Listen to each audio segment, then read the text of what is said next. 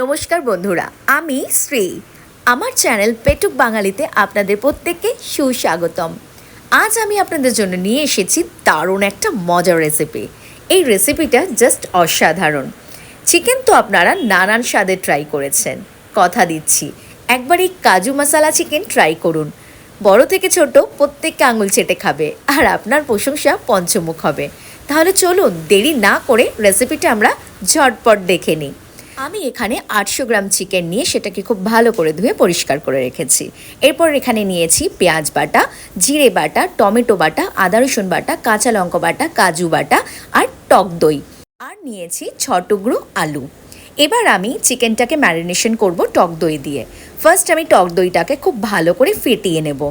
তারপর আমি এখানে 4 টেবিল স্পুন টক দই চিকেনের সঙ্গে খুব ভালো করে ম্যারিনেশন করে মোটামুটি আমি আধ ঘন্টার জন্য রেখে দেব।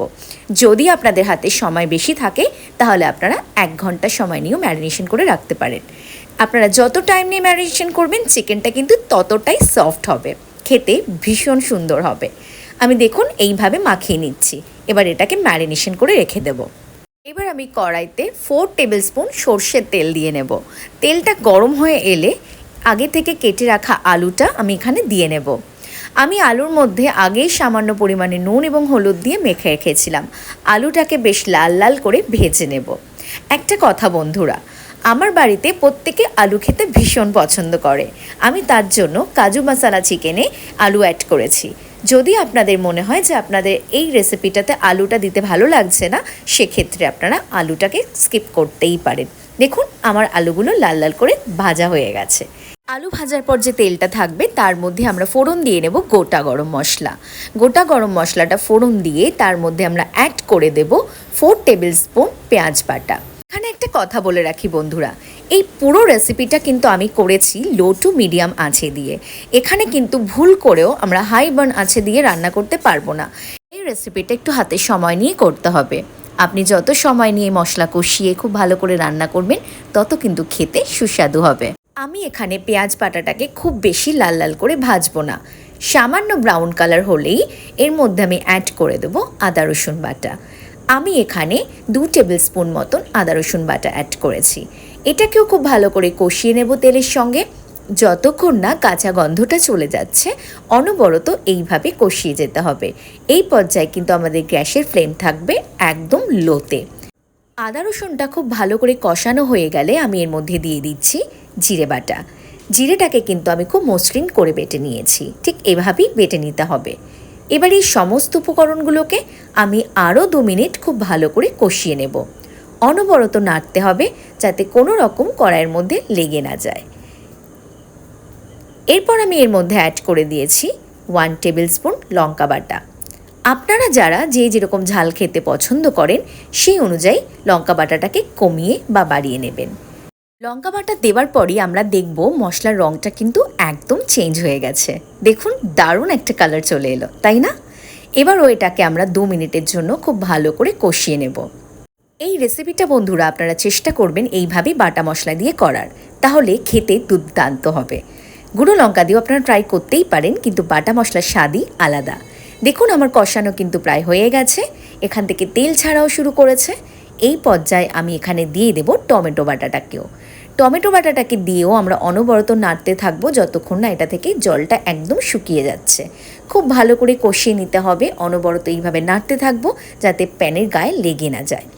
আরেকটা কথা, আপনারা কে কোথা থেকে দেখছেন ভিডিওটা কমেন্টে কিন্তু জানাতে ভুলবেন না। আমি এই সমস্ত মশলার মধ্যে সামান্য পরিমাণে জল অ্যাড করব, যাতে কড়ার গায়ে না লেগে যায়। আবারও অনবরত 2 মিনিটের মতন হালকা আছে এইভাবে কষিয়ে নেব। একটা কথা বন্ধুরা, এই রেসিপিটা কিন্তু সম্পূর্ণ নির্ভর করছে এই মশলা যত ভালো কষানো হবে খেতে ততই সুস্বাদু হবে। আমার মশলা কিন্তু প্রায় কষানো কমপ্লিট। এই পর্যায়ে আমি ম্যারিনেশন করা চিকেনটা এর মধ্যে দিয়ে নেব। আমি চিকেনটাকে মোটামুটি আধ ঘন্টার জন্য ম্যারিনেশন করে রেখেছিলাম। যদি আপনাদের হাতে সময় বেশি থাকে সেক্ষেত্রে আপনারা 1 ঘন্টা ম্যারিনেশন করে রাখতেই পারেন, তাহলে খেতে আরও ভালো হবে আর মাংসটা খুব তাড়াতাড়ি গলে যাবে। দেখুন আমি এখানে মশলার সঙ্গে খুব ভালো করে মাংসটাকে কষিয়ে নিচ্ছি। এবার এটাকে ঢাকা রেখে দেব 5 মিনিটের জন্য একদম লো ফ্লেমে। ঢাকা খুললেই দেখবো এটা থেকে হালকা তেল ছাড়া শুরু করেছে। এই পর্যাতেও কিন্তু আমাদেরকে কন্টিনিউ কষিয়ে যেতে হবে। প্রথমেই বলেছিলাম যে এই রান্নাটা সম্পূর্ণ ডিপেন্ড করছে আপনি কত সময় ধরে করবেন এবং কতক্ষণ ধরে কষাচ্ছেন। তাই মোটামুটি আধা ঘন্টা ধরে কিন্তু লো ফ্লেমে রেখেই এই মাংসটাকে অনবরত কষিয়ে যেতে হবে, যতক্ষণ না মাংসটা ভালোভাবে সেদ্ধ হয়ে আসছে। এইভাবে অনবরত নেড়ে যাওয়ার পর যখন আমরা দেখব মাংস থেকে তেল ছাড়া শুরু করেছে, সেই পর্যায়ে বুঝে নিতে হবে আমাদের মাংস কিন্তু প্রায় রেডি। তখন আমরা এখানে অ্যাড করে দেব পরিমাণ মতো নুন। নুনটা আপনারা বুঝেই দেবেন। এবার আমরা আবারও 5 মিনিট মতো লো ফ্লেমে রেখে খুব ভালো করে কষিয়ে নেব। বন্ধুরা, আমার এই রেসিপিটা আপনাদের কেমন লাগছে তাহলে কিন্তু জানাতে ভুলবেন না। যদি ভালো লাগে অবশ্যই আমার চ্যানেলটাকে সাবস্ক্রাইব করে আমার পাশে থাকবেন। পুরো ভিডিওটা দেখার পর অবশ্যই আপনাদের কমেন্টের আশায় থাকবো কেমন লাগলো আপনাদের এই রেসিপিটা। অনেকটা ভালোবাসা দেবেন কমেন্টের মাধ্যমে। আমি এখানে লাস্টে কাজু বাটাটাকে অ্যাড করে দিলাম। এখানে কাজু বাটা অ্যাড করার পর আমি আরও 2 থেকে 3 মিনিট একদম লো ফ্লেমে রেখে খুব ভালো করে কষিয়ে নেব। আচ্ছা, আপনারা কি একটা জিনিস ফলো করেছেন? আমি কিন্তু এখানে কোনো প্রকার হলুদ ইউজ করিনি। তারপরেও গ্রেভির কালার আর মাংসের কালারটা জাস্ট দেখুন। এটা কী করে হলো? এই টিপসটা আমি একদম শেষে দেব, সঙ্গে থাকুন।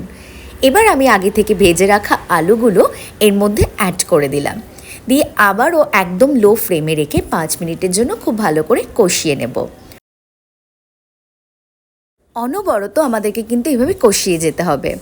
আর আমি প্রথম থেকেই কিন্তু একটা কথা বলে চলেছি যে এই রান্নাটা সম্পূর্ণ হবে লো টু মিডিয়াম আছে এবং অনবরত এইভাবে কষিয়ে যেতে হবে। আপনারা হাতে সময় নিয়ে রান্না করলে এই রান্নাটা খেতে জাস্ট ওয়াও হবে। এবার কিছুক্ষণের জন্য ঢেকে রেখেছিলাম আমি একদম স্টিম আছে করে।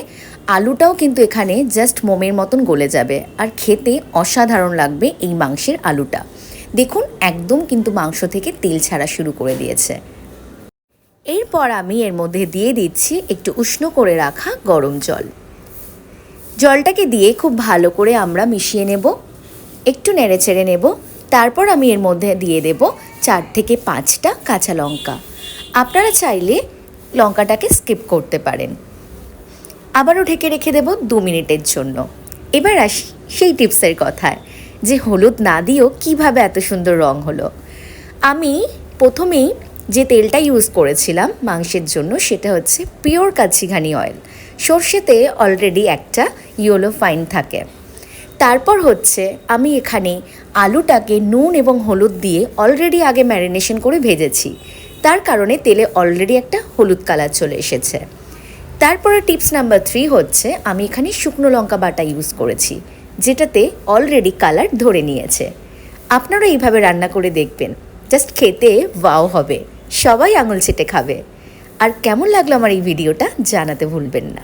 পাশে থাকবেন, চ্যানেলটাকে সাবস্ক্রাইব করবেন, কমেন্টের মাধ্যমে অনেকটা ভালোবাসা দেবেন। খুব ভালো থাকবেন। দেখা হবে অন্য কোনো দিন অন্য কোনো ভিডিও নিয়ে।